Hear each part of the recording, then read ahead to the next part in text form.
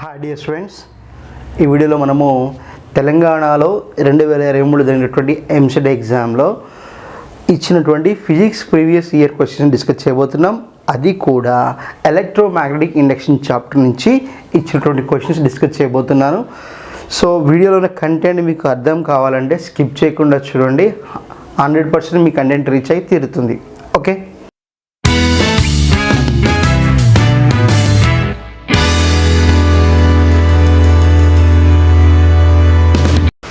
see the next question. A conducting circular coil is placed in a uniform magnetic field with magnetic field initially directed perpendicular to the plane of the coil. In step A, the coil is rotated from the initial position by 60 degrees about its diameter in a time t. In step B, the coil is rotated about same axis in the same sense by another 120 degrees in the time 2t. The ratio of EMF induced in the coil in step A to step 2B is, ఇది మనకి 13B మే 2023 shift 2లో ఇచ్చిన question. Options 1:1, 1:2, 1:3, 2:3. So ఇచ్చిన 4 ఆప్షన్లో మనకి answer వచ్చే answer లేదు. But కాకపోతే అలాంటి సందర్భంలో మనం ఆ మార్క్ ఇస్తారు, దాని గురించి తెలుసుకోవాల్సిన అవసరం లేదు. చూద్దాం క్వశ్చన్ చూడండి ఒకసారి. ఒక యూనిఫామ్ సర్క్యులర్ రింగ్ ఉందంట. Conducting wire of circular coil, ఒక సర్క్యులర్ కాయిల్ ఉంది, కరెంట్ సప్లై అవుతుంది. దాన్ని ఎక్కడ ఉంచారట? యూనిఫామ్ మ్యాగ్నెటిక్ ఫీల్డ్లో ఉంచారట. ఉంచేటప్పుడు ఆ circular coil direction, current direction, circular కాయిల్లో ఉన్న కరెంట్ డైరెక్షను, మ్యాగ్నెటిక్ ఫీల్డ్ రెండు ఎలా ఉన్నాయట? పర్పెండిక్యులర్ టు ఈచ్ అదర్ ఉన్నాయట. ఓకే, సో ఒక యూనిఫామ్ మ్యాగ్నెటిక్ ఫీల్డ్ ఉంది, దానిలో ఒక సర్క్యులర్ కాయిల్ ఉంచారు. ఓకే, సర్క్యులర్ కాయిల్ ఉంచారు. ఓకేనా? సో ఆ సర్క్యులర్ కాయిల్ ఫస్ట్ ఏం చేశారు? In step A, the coil is rotated by it's initial position by 60 degrees. So మనం ఫర్ ఎగ్జాంపుల్ వీటి డయామీటర్స్ అనుకుందాం. ఇనిషియల్గా ఒక ఎంత మూవ్ చేశారట? 6 degrees మూవ్ చేశారట, 60 degrees. ఓకే, సో మూవ్ చేసినప్పుడు ఇది 60, ఈ రిమైనింగ్ యాంగిల్ ఎంత? 30 degrees. 30 degrees ఇది హారిజంటల్. అది ఫస్ట్ స్టెప్ 1. నెక్స్ట్ స్టెప్ 2 ఏంటట? In the second time the coil is further rotated about the angle 120 degrees. So ఇక్కడ మనకి ఏవైతే 180 ఉంటుందో, సో జస్ట్ అర్థం కూడా డ్రా చేస్తున్నా, నాట్ ఎగ్జాక్ట్లీ షూర్. సో ఇక్కడ మనకి 120 degrees, మొత్తం 180 కదా.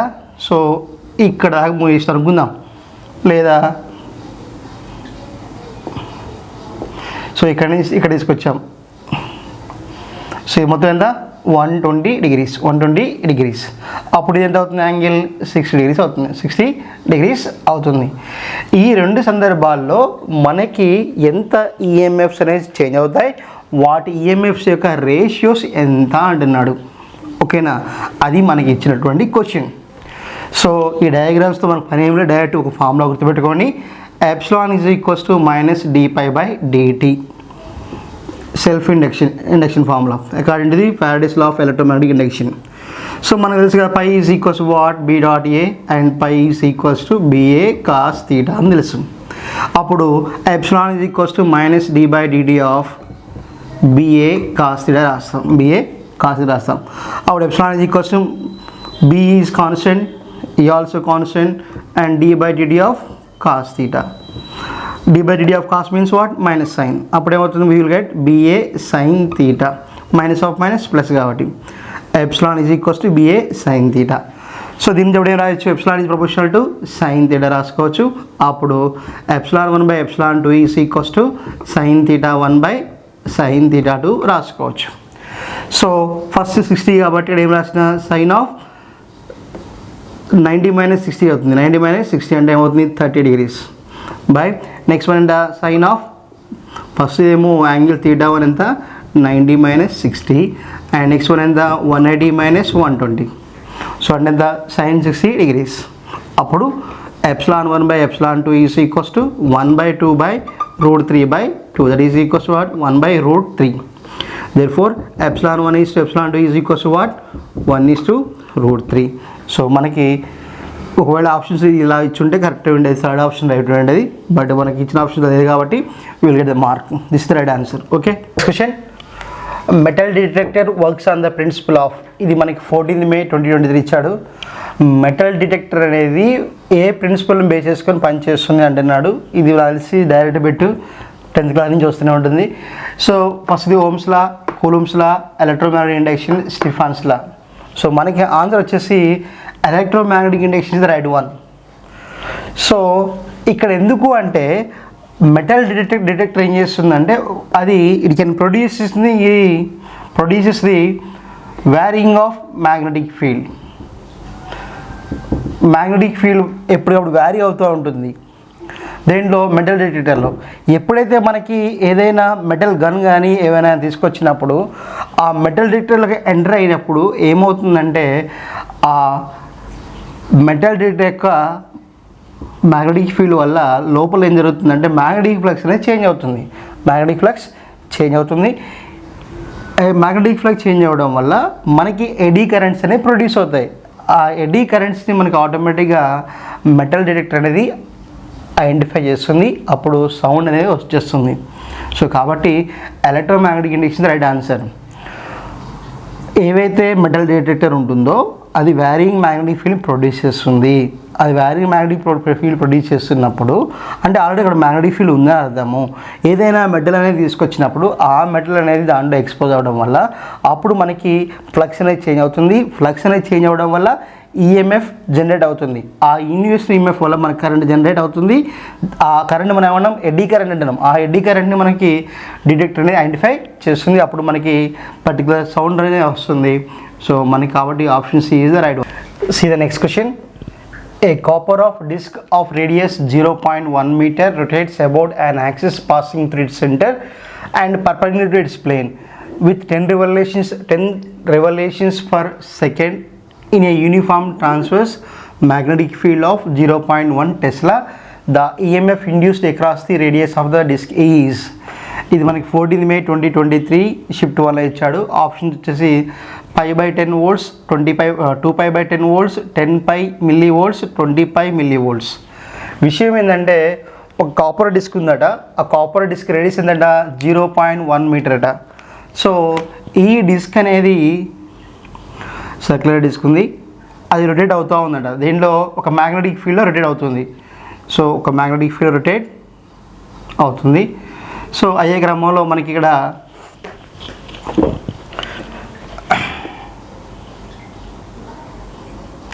సో ఇవి 2 డయామీటర్స్, అది రొటేషన్ ఇలా ఉంది. ఓకే, ఉన్నప్పుడు ఒక సర్క్యులర్ డిస్క్ ఉంది, దాని రేడియస్ 0.1 మీటర్ అట. అదేం చేస్తుంది, ఒక మ్యాగ్నెటిక్ ఫీల్డ్కి పర్పెండిక్యులర్గా రొటేట్ అవుతుంది. ఎంత మ్యాగ్నెటిక్ ఫీల్డ్ ఉంది, 0.1 టెస్లా ఉంది. ఉన్నప్పుడు ఆ సర్క్యులర్ డిస్క్ యొక్క రేడియస్ వెంబడి ఎంత ఈఎంఎఫ్ ప్రొడ్యూస్ అవుతుంది, అది మనకి ఇచ్చిన క్వశ్చన్. సర్క్యులర్ డిస్క్ అనేది మ్యాగ్నెటిక్ ఫీల్డ్ రొటేట్ అవుతుంది అంటే మూవ్ అవుతుంది కాబట్టి we can take the motional move అవుతుంది కాబట్టి మోషనల్ వేవ్ తీసుకోవాలి మనం. D epsilon is equals to BVDR. Epsilon d epsilon equals to B into V into DR. So అది మూవ్ అవుతుంది కాబట్టి మనం రాయొచ్చు V is equals to R omega రాయొచ్చు. అప్పుడు d epsilon is equals to B into R omega into DR. Clear. So అప్పుడు మనము we have to integrate on both sides, then what you get, epsilon is equals to B omega into R square by 2. So integral x to the power of n dx మోడల్లో x to the power of n plus 1 by n plus 1, ఇక్కడ r to the power of 1 ఉంది కాబట్టి r to the power of 1 plus 1 by 1 plus 1 రాస్తున్నాం. Okay, so formula ఏమవుతుంది, epsilon is equals to half into B omega R square. So ఇదంతా మనకు అనవసరం. Circular disc వచ్చినప్పుడు EMF formula ఏంటంటే epsilon is equals to half B omega R square. That's it. So మనకి ఈ formula use చేసుకోండి. Epsilon is equals to half into B into omega. Omega అంటే మనం రాస్తాం, omega is equals to 2π into N రాస్తాం.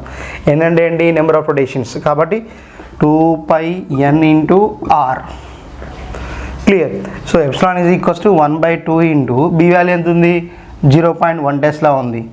And 2π into number of rotations ఎన్ని, 10 and radius ఎంత ఇచ్చాడు 0.1. సో ఆబ్వియస్లీ మనకి ఏమవుతుంది, epsilon is equals to 1/2 into 0.1 into 10 into 0 is what? 1 into 2 pi. Clear? So 2 ones are 2 ones are. Then what is epsilon is equals to 0.1 pi. That means what? Pi by 10.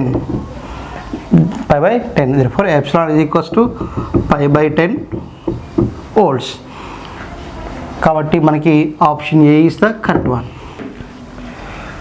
A conducting rod is moving towards right with a velocity v in a uniform magnetic field B. If the direction of induced current is I is as shown in figure, then the direction of B is. So మనకి ఒక conducting rod ఉందంట, అది v వెలాసిటీతో move అవుతున్న దేంట్లో ఒక magnetic field B ఉంది, దాంట్లో conducting rod అనేది మూవ్ అవుతుంది v వెలాసిటీతో, అప్పుడు కరెంట్ డైరెక్షన్ పైకి ఉంది. ఇది వాడు చూపించిన డయాగ్రామ్. ఓకే, అప్పుడు డైరెక్షన్ ఆఫ్ బి ఎలా ఉంటుంది, ఇది ఇచ్చిన క్వశ్చన్.